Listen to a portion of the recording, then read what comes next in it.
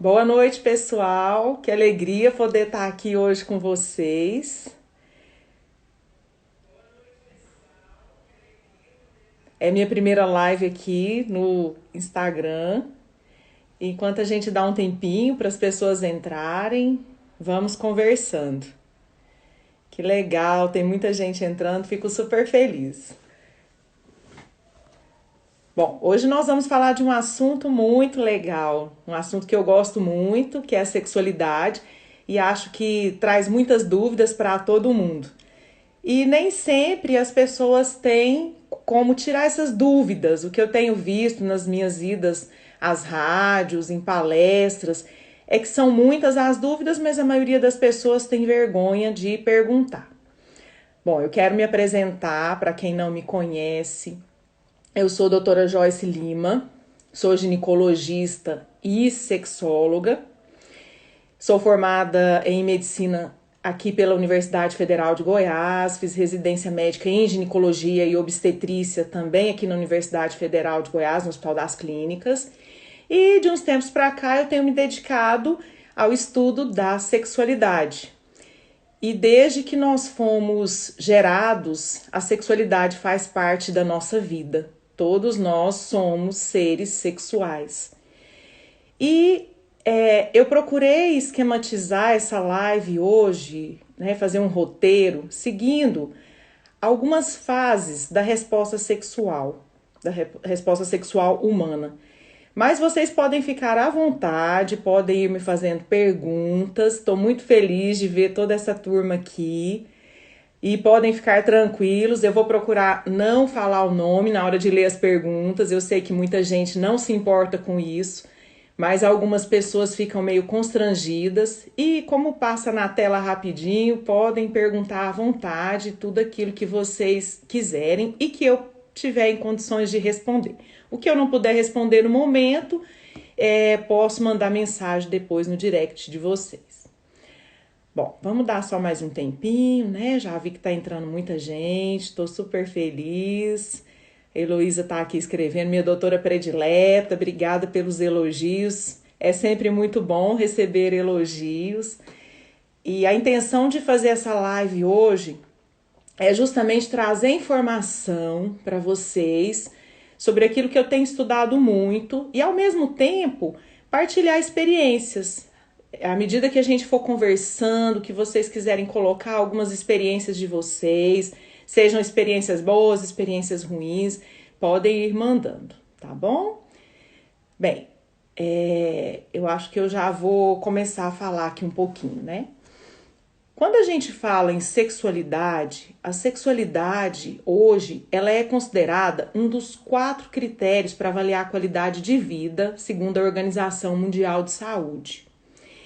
E tamanha a importância da sexualidade nas nossas vidas para melhorar nossa qualidade, então, de vida, né? Por isso foi considerado dessa forma. A gente sabe que uma sexualidade saudável faz toda a diferença na vida das pessoas e reflete a saúde geral do ser humano. Então, pensando nisso, eu tenho procurado levar informações, procurado ouvir minhas pacientes no consultório, procurado ouvir as pessoas, como eu disse na rádio, porque são muitas as perguntas. E muitas vezes são coisas simples de resolver, são pequenas dicas, pequenos conselhos que podem melhorar a qualidade de vida dessas pessoas e melhorar a nossa própria qualidade de vida.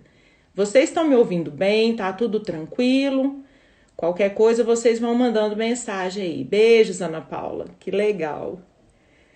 Bom, não consigo ler o nome de todo mundo, mas beijo para essa turma linda que está entrando aí, disposta a conversar um pouquinho sobre esse assunto. Quando a gente fala em resposta sexual, a gente tem algumas fases da resposta sexual. E eu vou falar para vocês que é diferente essa resposta sexual no homem e na mulher. Então a gente tem algumas diferenças. Quando eles começaram a estudar a sexualidade, acharam que fosse igual. Fizeram um modelo que a gente chama de modelo linear, onde a relação sexual começaria com essa fase do desejo, depois nós teríamos uma fase de excitação, depois o orgasmo e uma fase de resolução. No homem, a gente até tem essas 4 fases bem definidas. Na mulher é um pouquinho diferente. E aí eu vou procurar falar um pouquinho sobre cada uma dessas fases, né? Para a gente conversar um pouquinho sobre o que existe de problemas em cada uma dessas fases. E a doutora Aline está pedindo aqui para eu falar depois também como que a gente diferencia o que é orientação sexual de gênero. Isso é muito importante, depois eu vou comentar mais para frente. Então, vamos pensar aqui um pouquinho, vamos conversar sobre como é no homem e como é na mulher, essa diferença na resposta sexual. O homem, geralmente, ele começa a relação sexual pelo desejo. Depois ele entra nessa fase de excitação, que no homem a excitação é representada pela ereção. Depois o homem passa para a fase seguinte, que seria, né, a fase de ejaculação e orgasmo. E eu acho muito interessante a gente dizer que no homem, orgasmo e ejaculação não são sinônimos.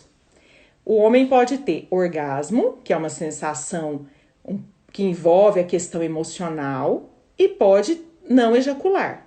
Ou ele pode ejacular e não ter orgasmo. Então, são coisas que geralmente acontecem ao mesmo tempo, mas que podem vir em algumas situações separadas. Depois, o homem entra naquela fase de resolução, que eu costumo dizer, que eles terminam ali a relação, depois que o homem ejacula, ele acha que a relação terminou, vira para o lado e dorme. E geralmente as mulheres querem discutir a relação, conversar um pouco, e aí começam os problemas quando a gente não entende que existem essas diferenças.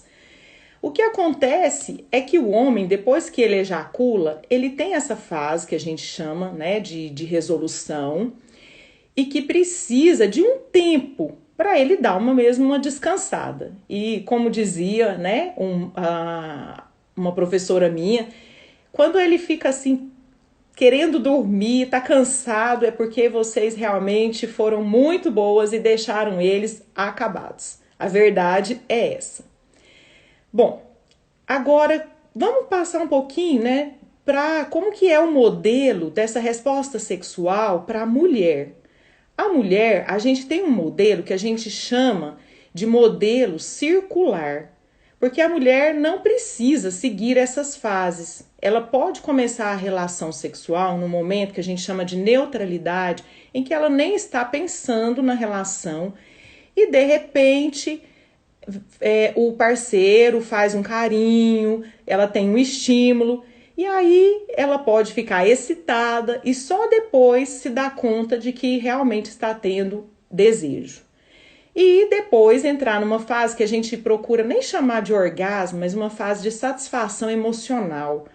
Porque mesmo quando a mulher não tem orgasmo, ela pode ficar satisfeita com a relação. E é extremamente comum que as mulheres não tenham orgasmo em todas as relações, certo? Então, primeira coisa, orgasmo não vai acontecer em todas as relações, mas você pode ficar satisfeita mesmo que não tenha tido ou chegado ao orgasmo.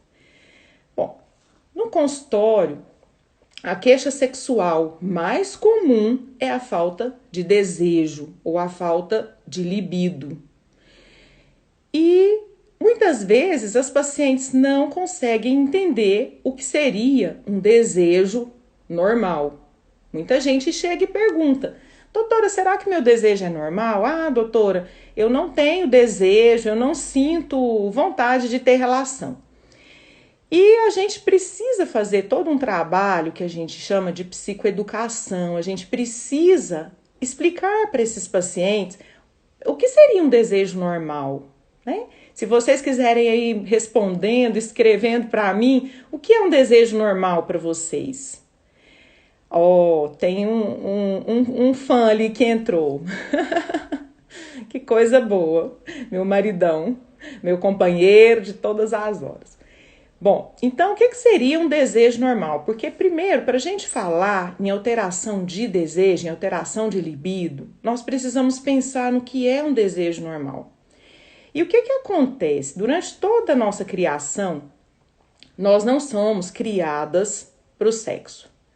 Os homens geralmente são criados para pensar em sexo, as mulheres não. Existe todo um tabu, enquanto os homens são estimulados a desenvolver essa questão sexual deles, as mulheres são sempre reprimidas.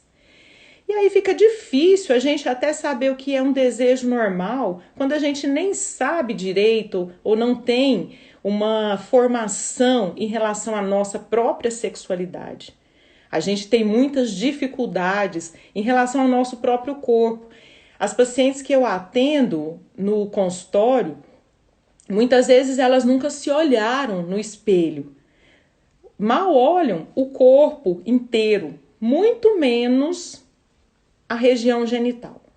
E aí muitas vezes eu peço para elas, olha, chega em casa, dá uma olhada no espelho para ver como que é a sua região genital. Onde que estão os pequenos lábios, vagina, né, grandes lábios e clitóris, que é extremamente importante na questão sexual, mais para frente eu vou falar um pouquinho. E como a Luciana está falando aqui, existe toda uma questão cultural.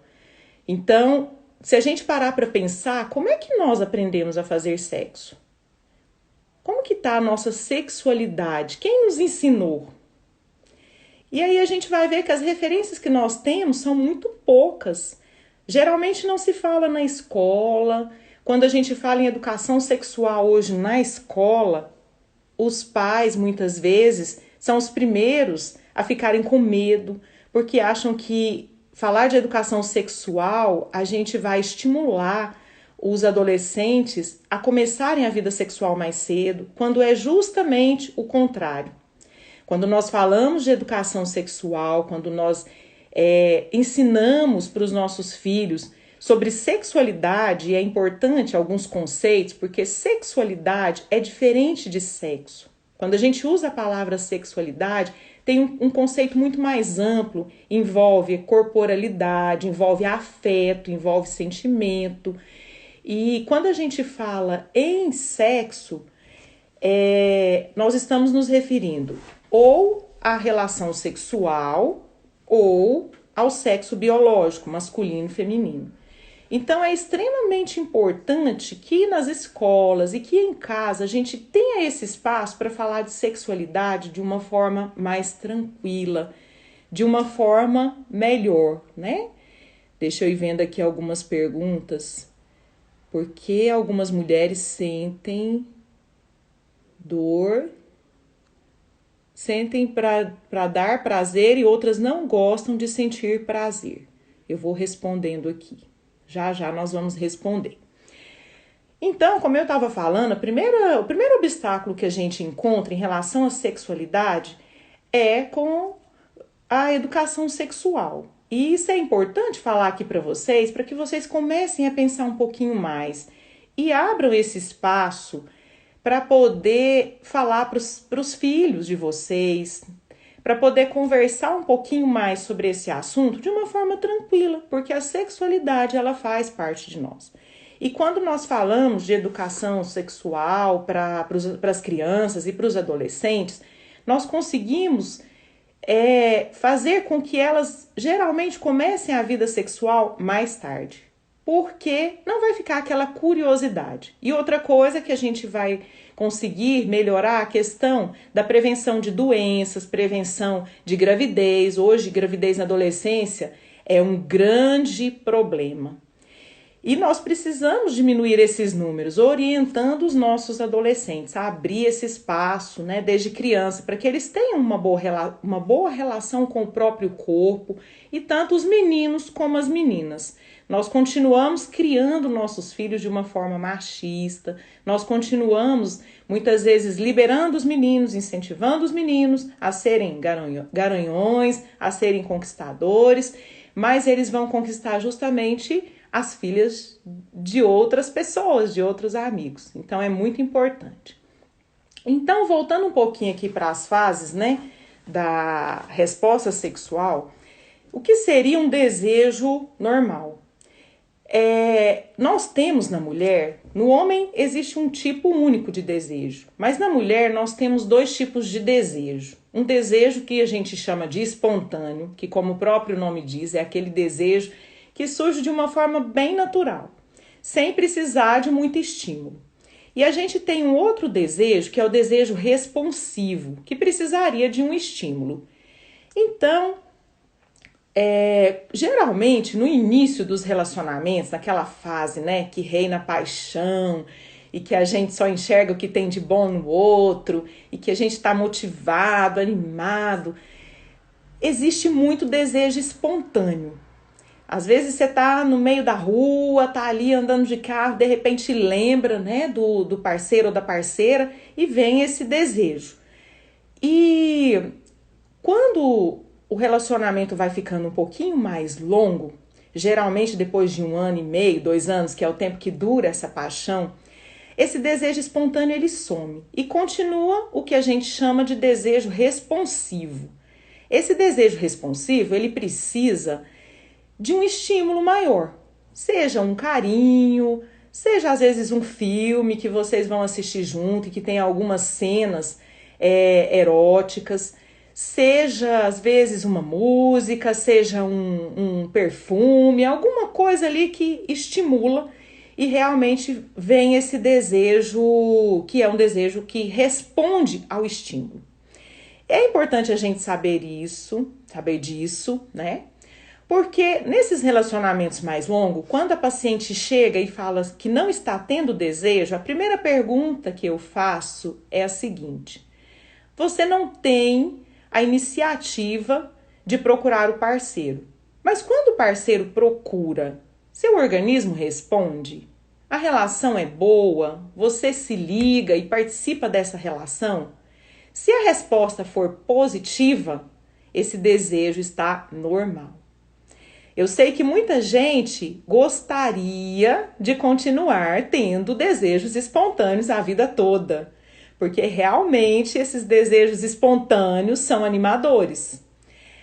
Mas o que acontece é que não tem como manter esse desejo para sempre. Então, o que a gente precisa é criar uma rotina que favoreça esse desejo responsivo de aparecer. Primeiro, o que vocês estão ouvindo aqui hoje, eu vejo que tem alguns homens, mas a maioria são mulheres, que os homens possam saber, que vocês possam contar para eles, os homens que não estão aqui, que é natural, depois de um tempo de relacionamento, que o homem procure mais do que a mulher. Mas é possível alimentar esse desejo. Como eu disse, a gente muitas vezes cria uma rotina, que é uma rotina que a gente fala que é tóxica. E muitas vezes a paciente fala assim: ai, doutora, meu dia é muito corrido, eu não tenho tempo para isso. E aí meu marido procura quando já é tarde da noite e quando eu quero dormir, já tô com sono. O que acontece é que muitas vezes a gente coloca o sexo numa lista de obrigações. E tudo que é obrigação é muito pesado. Eu me lembro que eu adorava ir ao supermercado antes de casar. Depois que eu casei, que eu tinha que fazer supermercado pelo menos de 15 em 15 dias, isso ficou pesado, porque passou a ser uma obrigação. Então, a gente tem feito isso com o sexo. A gente coloca na lista de obrigações e o pior, é o último da lista. Então, quando você vai checar essa lista, muitas vezes não sobra tempo para o sexo. Primeira coisa que vocês vão fazer hoje, vão pensar nisso e vão encontrar uma forma, é tirar o sexo da lista de obrigações. E tem muita gente me perguntando aqui por que algumas mulheres sentem prazer e outras não sentem. É isso? Quem colocou? Tem mulher que sente prazer em dar prazer e outras não sentem esse prazer. Essa questão do prazer, de sentir prazer, de dar prazer, é muito individual. E é outra coisa que muitas vezes a gente não aprende, que a gente tem direito a esse prazer, que o prazer é uma coisa boa, que o prazer faz parte da nossa vida. Então existem muitas mulheres, né, para quem perguntou aí, que como ela coloca o sexo numa lista de obrigações e muitas vezes ela foi criada escutando mãe, avó falarem coisas ruins da sexualidade. Sempre aquela coisa, né, que olha, cuidado, você tem que se guardar, você não pode se perder, como se que sexo fosse uma perdição, fosse uma coisa suja, fosse uma coisa ruim. Então, muitas vezes, quando essa mulher chega à idade adulta, quando ela tem uma parceria, ela acaba não conseguindo fazer essa mudança, porque ela ouviu a vida toda que sexo era uma coisa ruim. E aí é todo um trabalho para começar a se descobrir, a descobrir o próprio corpo, a descobrir o prazer que o nosso corpo pode nos dar e que o prazer não é uma coisa ruim, que o prazer é uma coisa boa, que nos faz bem. É sempre importante lembrar que a relação sexual, ela tem alguns cuidados que nós devemos ter em relação a duas coisas: prevenir doenças e prevenir gravidez. Nós devemos engravidar só quando realmente nós quisermos. Existem vários métodos para evitar a gravidez, são métodos seguros que cada casal pode escolher o que se adapta melhor. E a gente, como ginecologista, nosso papel é de informar quais são os métodos e orientar esses pacientes para que juntos o casal ou a mulher, eles possam escolher os métodos que melhor se adaptam. Então, essa questão do prazer, e até aqui a Ana Paula está colocando, né? Achei que o homem fosse responsável por tudo. Depois aprendi que eu tenho a minha parte. E é bem isso mesmo. Falando um pouquinho, eu vou até, à medida que vocês vão mandando as mensagens aqui, eu acho que a gente pode ir conversando, que eu acho que é até mais interessante do que seguir aqui o roteirinho. Essa questão, né, do prazer, cada um é responsável pelo seu prazer. O parceiro ou a parceira, ele pode ser um facilitador. Se você tem um parceiro que é carinhoso, um parceiro que é acolhedor, é compreensivo, e uma coisa muito importante na questão sexual é abrir espaço para que a gente possa conversar sobre o que a gente gosta, sobre o que a gente não gosta, sobre o que foi bom, o que não foi, para poder melhorar, não ver isso como uma crítica destrutiva, mas como uma coisa boa que a gente possa melhorar. E cada um se responsabilizar realmente pelo seu prazer. Quando a gente fala, né, sobre os mitos do orgasmo, um deles é esse, achar que o homem é responsável pelo prazer da mulher. E tanto a mulher acha isso, como o próprio homem.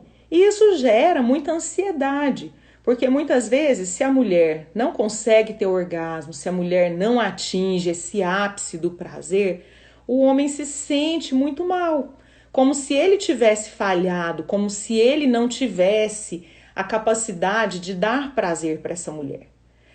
O homem pode, como eu disse, facilitar esse prazer, mas a mulher vai ter que aprender a buscar esse prazer. E quando a gente fala também em orgasmo, existe um outro mito que as pessoas antes elas separavam o orgasmo vaginal e o orgasmo clitoridiano.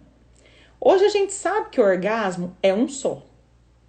E na verdade, o órgão sexual da mulher não é a vagina. O órgão sexual da mulher é o clitóris. E por isso que a gente, né, muitas vezes os homens querem, e era uma crença antiga, querem que as mulheres atinjam o orgasmo com a penetração vaginal. Só em torno de 30% das mulheres vão conseguir atingir o orgasmo só com a penetração. 70% das mulheres só vão conseguir ter orgasmo se tiver o estímulo do clitóris. E aí a gente pode fazer toda uma brincadeira na hora da relação. Esse estímulo do clitóris pode ser feito pelo parceiro, pode ser feito pela própria mulher, né, pela própria pessoa. Pode-se usar vibradores nesse momento e depende muito ali da dinâmica do casal. Outra coisa importante para a gente falar em relação ao orgasmo.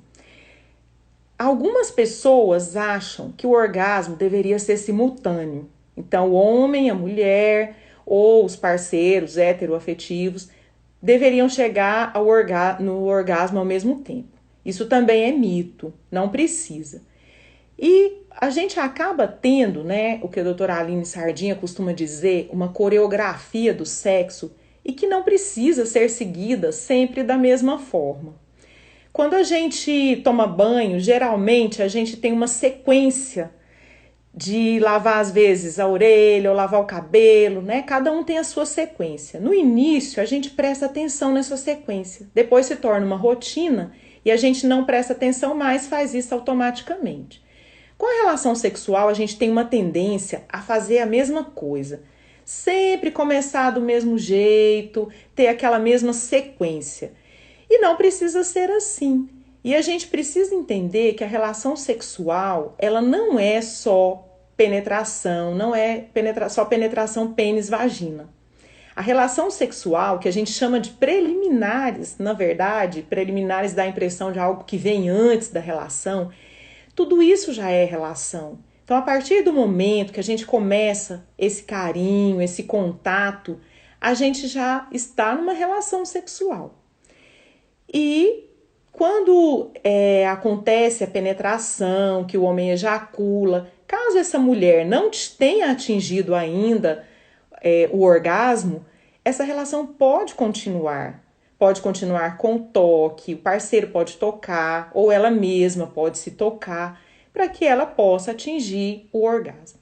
E como eu disse, mesmo em relações onde não se tem orgasmo, essa relação pode ser considerada satisfatória, pode ser considerada prazerosa.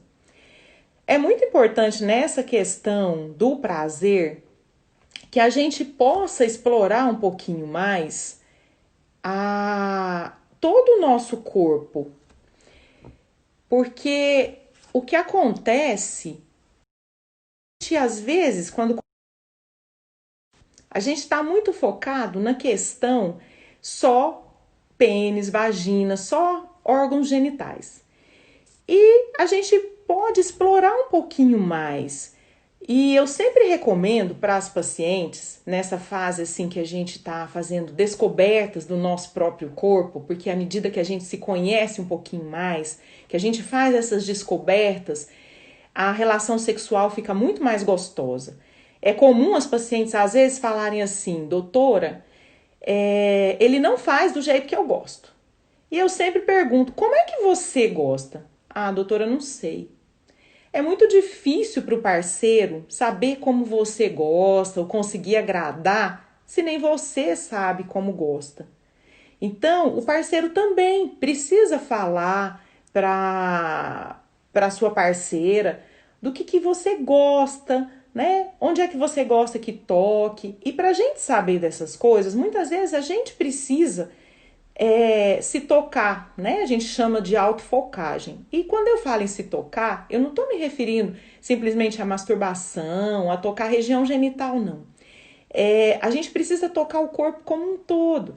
E é bom, às vezes, aproveitar o momento do banho. Quando nós vamos tomar banho, ao invés de passar o sabonete correndo, que a gente passe o sabonete devagar, percebendo as sensações que o nosso corpo produz quando a gente toca. É diferente, né? Depois vocês façam um teste. Se vocês passarem a mão aqui no dorso do antebraço, a sensação é uma. Essa pele é mais grossa. Se a gente passa aqui na região ventral, a sensibilidade é outra. E na região das dobras é muito mais sensível. Então é isso que nós precisamos aprender a explorar esse corpo nosso e as diferenças que tem de sensação. E à medida que a gente for explorando, que a gente possa falar para o outro o que a gente gosta, o que a gente não gosta. E também tocar essa região genital, olhar no espelho para ver como a gente é, né? Eu esqueci aqui de trazer a miniatura aqui do clitóris para vocês verem, mas eu prometo que na próxima semana a gente vai ter uma outra live e eu mostro para vocês. Porque muitas vezes a gente acha que o clitóris é só aquela pontinha. Na verdade, o clitóris é muito maior. O clitóris, ele tem por dentro mais algumas partes e que são sensíveis ao toque, são sensíveis ao estímulo. Muita gente fala assim, existe o ponto G? O ponto G da mulher, ele é na verdade, ele não existe do ponto de vista anatômico, não é uma região que a gente consiga visualizar anatomicamente. Ele corresponde à região inervada pelo clitóris. E essa região é super sensível. Deixa eu só pedir aqui para o meu marido buscar ali a miniatura do clitóris para mostrar para vocês. Dentro da bolsa preta, que tá lá no guarda-roupa. Ainda bem que eu tenho um assistente ótimo aqui. Bom, e como é uma coisa bem informal e a intenção é que seja que esse momento nosso bem informal, que vocês fiquem à vontade para ir perguntando o que quiser, né? A Andréia colocou ali que achou interessante essa diferença dos dois tipos de desejo. E realmente é muito bom a gente compreender essas diferenças. Porque até nós que somos médicos, os psicólogos, a formação que a gente tem em sexualidade durante a faculdade é praticamente nenhuma. Se a gente quiser aprender um pouquinho mais, a gente tem que ir atrás e buscar. Então, vou mostrar aqui para vocês, obrigada ao meu assistente. Esse é o clitóris. O que a gente vê quando coloca o espelho é só essa partezinha externa aqui, né? Só essa pontinha, que é como se fosse a ponta do iceberg. Então, o restante tá ali para ser desvendado pela parceria e por você mesma. É muito importante que a gente aprenda a estimular esse clitóris, porque o clitóris é extremamente importante para que a gente consiga atingir o orgasmo. Bom, acontece às vezes, por exemplo, em pacientes que são vítimas às vezes de acidente de carro, que por algum motivo ficam paraplégicas, como elas perdem um pouco dessa sensibilidade, né, do clitóris, muitas vezes o organismo desenvolve outras regiões que são sensíveis ao estímulo e que podem levar essa pessoa a ter orgasmo. Uma dessas regiões seriam os mamilos. Então, é uma outra forma de se conseguir também chegar ao orgasmo. E existem pessoas que elas são mais sensíveis, que gostam do toque nas mamas, nos mamilos. Existem pessoas que não gostam. Existem pessoas que gostam das preliminares e existem outras pessoas que às vezes são mais diretas, que não têm muito essa necessidade, né, de tanto toque, tanta preliminar antes para conseguir ter orgasmo. Vão mandando as perguntas aí. Bom, então falando um pouquinho mais desse desejo, eu já disse para vocês, né, que nós temos dois tipos de desejo. Já mostrei para vocês o órgão, né, que é responsável pelo prazer da mulher. E tem algumas coisas que às vezes podem diminuir realmente o desejo. Então, aquelas pessoas que referem que não tem muita iniciativa de procurar o parceiro, mas que quando são estimulados, respondem a esse estímulo, e a resposta que nós temos ao estímulo seria ali, né, teria mudanças corporais, e principalmente o mais fácil de perceber seria a lubrificação. Essas pacientes são normais. Respondeu a esse estímulo, você é normal. Poderia cultivar esse desejo e em algumas situações o desejo espontâneo pode reaparecer.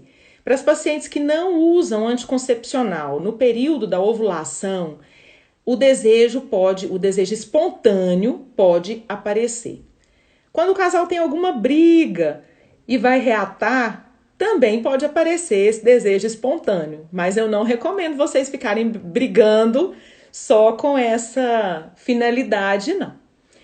E quem pensa mais em sexo, vez ou outra, esse desejo também vai aparecer, né? Eu sempre lembro daquela personagem do Chico Anísio, ela só pensa naquilo, e realmente quem faz mais, quem pensa mais, acaba tendo um pouco mais de desejo. Eu me lembro de um dia uma paciente me falar assim, doutora, Sexo é igual andar de bicicleta, né? Por quê? Falou, olha, quando a gente anda de bicicleta todos os dias, a gente fica animado, no dia seguinte a gente quer andar de bicicleta. Agora, quando a gente guarda a bicicleta lá, pendura ela e fica uma semana sem andar, dá uma preguiça, né? E é mais ou menos isso mesmo. É como se fosse andar de bicicleta. Então, espero que vocês andem mais de bicicleta e pratiquem mais, porque realmente o desejo aumenta à medida que a gente pensa mais no desejo sexual. E algumas coisas podem de fato interferir no desejo. Então, nem todo mundo vai ter um desejo normal. E quando você percebe que o desejo está diminuído, e para a gente classificar como uma alteração, como um problema, os manuais, né, de classificação de doenças, tanto agora o CID-11, eles colocam que a gente precisaria, ou DSM, a gente precisaria de pelo menos 6 meses de alteração para considerar que esse desejo realmente está alterado e está diminuído. E vamos conversar um pouquinho sobre o que poderia diminuir esse desejo. Muita gente chega no consultório querendo um remedinho mágico. E eu falo para vocês, Viagra feminino não existe. A gente não tem um Viagra feminino. No homem, o Viagra e outros medicamentos parecidos, eles melhoram a ereção. Mas eles não têm uma interferência direta no desejo. E por que é tão difícil achar um medicamento que melhore o desejo feminino? Porque o desejo feminino, ele passa por vários fatores. Como a gente disse, a gente tem questões culturais, então a forma como a gente é criada, a mulher não é criada para o sexo, para pensar em sexo, ao contrário do homem. A gente tem fatores realmente hormonais que podem interferir. E quando eu falo em hormonal, muita gente pensa só em testosterona. E, na verdade, a mulher não é só testosterona. A gente tem, né, uma pitadinha de testosterona que nos ajuda nessa questão do desejo, mas existem outros hormônios que, quando eles estão alterados, também podem levar a uma diminuição de desejo. Tais como os hormônios da tireoide, o cortisol, a prolactina, dentre outros. Outra situação que diminui muito o desejo feminino, depressão. E as mulheres, elas são mais atingidas, são mais vulneráveis à depressão. E nós sabemos que a gente, principalmente agora, está vivendo um momento muito difícil, em que muita gente vai ficar deprimido com a situação. Quem já vinha com quadros depressivos pode ter uma piora nesses quadros depressivos. E a própria depressão pode diminuir o desejo, porque interfere na produção de alguns neurotransmissores a nível cerebral e acaba levando mesmo a uma diminuição do desejo. E os pacientes que fazem tratamento para depressão? Até me mandaram uma pergunta sobre algum antidepressivo, um antidepressivo específico. Eu vou falar de um modo geral. No geral, a grande maioria dos antidepressivos, eles podem interferir na libido. Mas não quero dizer aqui que ninguém deva retirar ou parar de tomar o antidepressivo pensando nessa diminuição da libido. Assim como existem antidepressivos que diminuem a libido, existem outros que podem melhorar a libido, que até é uma das formas que a gente usa de tratamento em alguns casos. É muito importante que os pacientes que estão em tratamento para depressão e têm diminuição da libido, que conversem com o psiquiatra e avaliem a possibilidade ou de troca da medicação ou mesmo de associar algum outro medicamento que possa ajudar nessa libido. Então, não mexam por conta própria nas medicações de vocês. Conversem com o psiquiatra, façam esses ajustes de forma adequada. E como eu falei, das alterações hormonais, hipotiroidismo. Quando a gente trata o hipotiroidismo, muitas vezes por si só esse desejo melhora. Hiperprolactinemia, tratou essa prolactina, o desejo também vai ter uma melhora. Agora, uma questão que é muito importante em relação à libido e que é um dos fatores que diminuem muito a libido são questões do relacionamento. E que muitas vezes as pessoas não querem resolver essas questões. É muito mais fácil encontrar um remédio milagroso que eu vou lá, tomo esse remedinho todo dia e tá resolvido. Quem dera fosse assim, fosse uma coisa mágica. E a gente sempre procura essa solução mágica, não é só para a questão sexual, para a questão da alimentação, todo mundo vive atrás de algum remédio mágico que a gente possa continuar comendo sem engordar. E na sexualidade também é assim, não existem remédios mágicos. Essa questão do relacionamento, uma coisa que eu vejo entre os casais, tanto heterossexuais ou mesmo homossexuais, existe muita dificuldade no diálogo. Para um relacionamento dar certo, primeira coisa que é importantíssima é a questão do diálogo. Então, quando a gente fala em diálogo, a gente pensa só em falar. E a primeira coisa que nós precisamos aprender quando nós queremos dialogar com alguém é aprender a escutar. Comecem a escutar um pouco mais os parceiros de vocês. Comecem a dar espaço para que a pessoa que está do seu lado, seja um parceiro fixo ou não, possa se expressar, possa falar das emoções, possa falar do que gosta, do que pensa e sem fazer muitos julgamentos. Escute. É muito importante que a gente aprenda a escutar. Depois eu vou colocar aqui para vocês no Instagram, nos próximos dias, um exercício muito bom para vocês fazerem. É uma forma de refletir como é que eu sou como ouvinte. E se eu sou um bom ouvinte, eu consigo depois me expressar também, consigo fazer com que o outro me escute melhor. Então, primeira coisa é isso. E poder cultivar esse espaço, né? De carinho, de aconchego, de acolhimento. Eu fiquei muito feliz quando eu fui na rádio semana passada dar uma entrevista e uma senhora de 60 anos, ela colocou, né, ela mandou uma mensagem para a rádio falando que eles têm um relacionamento sexual muito satisfatório, mas que o que acontece? O marido, quando passa perto dela, faz um carinho, passa a mão, e é isso. A gente quer um milagre sem investir nesse relacionamento. E a gente precisa investir no relacionamento. Precisa cuidar desse relacionamento, precisa cuidar do outro. É um olhar, é uma palavra no ouvido, porque isso tudo estimula, né, e melhora a questão do desejo. Bom, eu tô vendo aqui, tem mais perguntas. Acho que a gente pode ir respondendo aqui as perguntas, né? Alguém me fez uma outra pergunta com relação ao parceiro. Porque antes, quando a gente falava em diminuição do desejo, era mais comum que só as mulheres tivessem essa diminuição do desejo. E até por uma questão hormonal a gente achava que o homem raramente tinha diminuição de desejo. E voltando à historinha da testosterona, na mulher, a testosterona não tem uma relação direta com o desejo. Muitas vezes essa mulher tem uma testosterona normal e o desejo está diminuído. E outras vezes ela tem uma testosterona baixa e o desejo é normal. Então existem fatores variados, a gente tem que olhar num conjunto.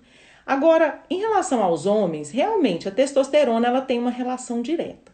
Quando o homem apresenta uma deficiência de testosterona, isso pode levar realmente a uma baixa da libido. E tem sido mais comum os homens a referirem uma diminuição da libido. Os homens eles têm sido muito cobrados. A gente acha que os homens precisam estar sempre prontos para a relação. E isso gera muita ansiedade, principalmente nos homens solteiros, que muitas vezes não têm parceria fixa. E muitas vezes a mulher ou mesmo o parceiro, o outro homem, acha que tem que chegar pronto para a relação. E muitas vezes não é assim. Também precisa de um estímulo, precisa ali de um tempo. E alguém está me perguntando, então, só respondendo, né? Essa pessoa me perguntou, me falou que agora, nesse período, né, que a gente está vivendo aí essa pandemia de Covid, o parceiro apresentou uma diminuição da libido e não está mais querendo ter relações. Se isso tinha a ver com o Covid ou não, com toda essa situação que a gente está vivendo. É muito importante saber se começou agora, junto com a pandemia. Porque se essa diminuição da libido começou por agora, realmente pode estar relacionada. Esses últimos dias, todos nós em quarentena, algumas pessoas não têm se sentido bem, algumas pessoas estão mais preocupadas e, como eu disse, podem desenvolver alguns quadros depressivos. E isso tudo vai levar a uma diminuição de libido. E muitas vezes a pessoa está com o pensamento focado nessa pandemia que nós estamos vivendo. Agora, se essa diminuição da libido ela se iniciou antes, precisa investigar outros fatores.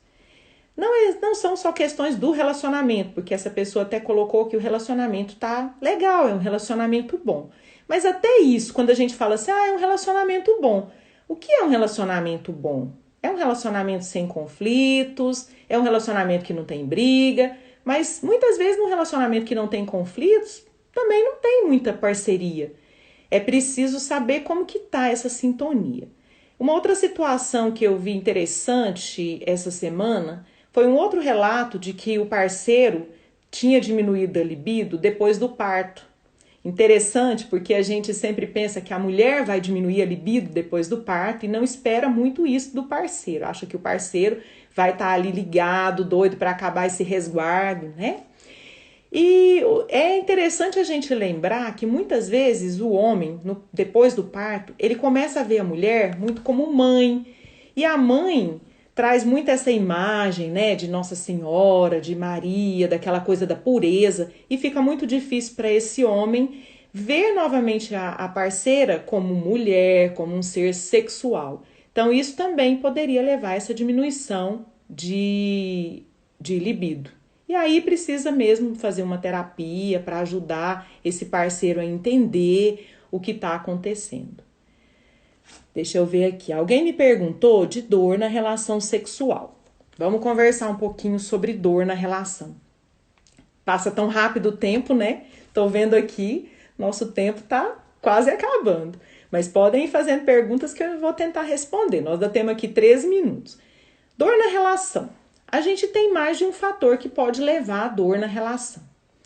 A dor na relação sexual, ela pode ser o que a gente chama de dispareunia, que seria uma dor durante a penetração, uma dor mais superficial. Essa dor na penetração, ela pode estar relacionada com algum corrimento. Muitas vezes as pacientes, é comum o paciente às vezes ter candidíase, ter gardnerella, que é uma bactéria que dá também corrimento. E com isso pode levar à dor. E é simples, porque basta fazer o tratamento lá com o ginecologista, detectar, né, esse corrimento e tratar. Uma outra situação que leva à dor é uma doença que a gente chama de vulvodínia. A vulvodínia é um pouquinho mais complicada, porque não se sabe ao certo o que causa vulvodínia. Eles acham que existem fatores físicos e fatores emocionais. Então, pacientes que às vezes têm um histórico de corrimentos de repetição, eles podem ter uma sensibilidade maior nessa região vaginal e acabarem as terminações nervosas ficarem um pouco mais expostas. E isso levaria a uma dor na penetração, sentida logo ali na entradinha da vagina. Isso também pode acontecer, são situações que precisam de uma investigação, tem alguns testes que a gente faz para detectar se é vulvodínia ou não e faz o tratamento de acordo com o que for possível. Alguns casos são mais difíceis de responder, principalmente quando entram questões emocionais. Uma outra situação que pode levar à dor na relação é a falta de lubrificação. E por que às vezes a lubrificação não funciona direito? Pacientes jovens é comum às vezes não lubrificarem bem, muitas vezes por um estímulo sexual inadequado, pode ser que o parceiro não tenha feito mesmo um estímulo adequado, ou é comum por distrações. Muitas vezes essa paciente está ali na relação sexual pensando que tem que ajudar o filho a terminar de fazer tarefa, que tem que ir ao supermercado no dia seguinte, que tem que orientar a funcionária, que o chefe está querendo que termine algum trabalho. Então, se distrai na hora da relação, essa lubrificação também pode diminuir. Outra situação que diminui a lubrificação são as pacientes quando entram na menopausa. Então, essas pacientes na menopausa, por questões hormonais, vão ficar com a vagina um pouquinho mais fina, a mucosa da vagina fica mais fina, fica mais sensível, com menos camadas, e vão lubrificar menos. Para essas pacientes, a gente tem os cremes que são lubrificantes, os cremes que são hidratantes, tem alguns cremes à base de hormônio que podem melhorar o trofismo dessa vagina. E eu costumo dizer para as pacientes, mesmo que elas não tenham vida sexual ativa, vale a pena sempre cuidar da vagina na menopausa. Porque se a gente deixa que fique mais fina, essa paciente acaba, às vezes, tendo perda urinária, tendo dor para fazer xixi, faz o que a gente chama de síndrome geniturinária. E aí tem um desconforto muito grande. Uma outra situação que leva à dor na relação é o vaginismo, e o vaginismo acaba muitas vezes impossibilitando até mesmo a penetração. E são casos que precisam de tratamento, também tem causas muitas vezes físicas, causas emocionais, né, envolvidas, que a gente precisa nesse caso avaliar com cuidado, avaliar com muita, de forma detalhada o que realmente está acontecendo. Bom, o que mais que vocês estão mandando de pergunta aqui? Respondi direitinho sobre a questão da dor na relação? Ah, só uma outra coisa que eu me lembrei em relação à dor. Nós podemos também ter dor profunda.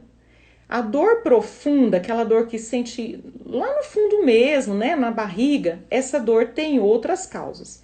E uma das causas principais seria a endometriose. Pacientes com dor profunda na relação são pacientes que precisam investigar endometriose.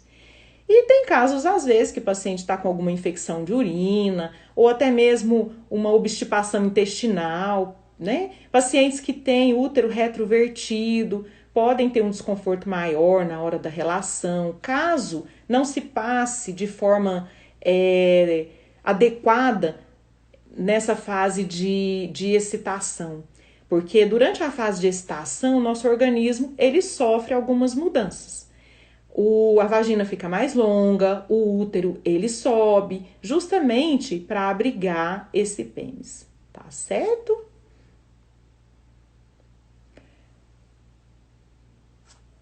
que mais, hein, que vocês querem saber? Deixa eu ver se tem mais perguntas aqui. É verdade que a libido da mulher aumenta no período fértil? Sim, é verdade. No período fértil, a libido aumenta até por uma questão de procriação, de uma questão reprodutiva, isso é uma questão da natureza, né? Então, é como se a gente imaginasse o gato, a gatinha no cio. A mulher se comporta da mesma forma. A mulher também tem um desejo maior e até para procurar a relação no objetivo, seria um objetivo mais reprodutivo, no objetivo mesmo de engravidar. Agora, quando a gente usa anticoncepcional, a gente acaba perdendo essa referência, porque o anticoncepcional vai mudar um pouquinho o ciclo, a gente não vai ter esse período fértil. E é até interessante falar de anticoncepcional, porque é outra pergunta comum no consultório. Anticoncepcional diminui a libido? Alguns anticoncepcionais podem sim diminuir a libido. Os anticoncepcionais que são bons para a pele, eles costumam interferir na produção de testosterona. E aí acaba, em algumas pacientes, não são todas, como eu disse para vocês, testosterona não é a solução para tudo, mas em algumas pacientes podem diminuir a libido sim. E quando a gente troca o anticoncepcional por um outro que não interfira tanto, ou a gente troca por um outro método que tenha um menor impacto nessa produção de testosterona, a libido costuma melhorar. Deixa eu ver o que mais. Nós estamos quase terminando. Ah, tô ganhando uns elogios aqui, que coisa boa. Agora deixa eu ver aqui. Quando as mulheres descobrirem o poder delas quanto ao sexo, a sexualidade, o autoconhecimento, elas terão uma melhor relação com a própria sexualidade. Com certeza. Com certeza, eu acredito muito nisso e assim, todo o trabalho que eu tenho feito, seja no consultório, seja indo às rádios, respondendo perguntas, seja aqui gravando essa live para vocês, fazendo essa live ao vivo, é na intenção mesmo de levar conhecimento, de desmistificar essa questão do corpo. Eu fico muito triste, como eu já ouvi uma vez no consultório, duas adolescentes que chegaram junto com a mãe. E eu falei, agora vamos dar uma examinada. E a mãe virou e falou assim, ai, vai lá para a doutora olhar aquela coisa feia de vocês. Nós não temos nada de feio. O nosso corpo é lindo, cada parte tem as suas particularidades, tem a sua função e o nosso corpo é maravilhoso. Existe um quadro que se vocês jogarem na internet lá, quadro vaginas, na verdade são vulvas, né? Que eu até não comentei aqui, mas essa parte externa da nossa genitália se chama vulva. Tudo aquilo que a gente chama de pepeca, perereca, florzinha, cada um tem um nome. O nome correto é vulva. E esse artista, ele fez molde de gesso de 400 mulheres e fez alguns painéis para a gente ver a diversidade. Cada uma é de um jeito. E é muito importante que a gente se atente para essa diversidade. Deixa eu ver o que mais. Ah, tá. Bom, então, como a gente já falou, esse autoconhecimento, né? Tô muito feliz aqui com o retorno de vocês. Obrigada aí pelos elogios, pelo abraço, né? Pelos abraços. E eu espero que vocês, a partir de hoje, comecem a se conhecer mais, como a Luciana colocou aqui, que vocês explorem esse mapa maravilhoso que é o nosso corpo, e é verdade, descubram essas possibilidades, né, de prazer que o nosso corpo tem.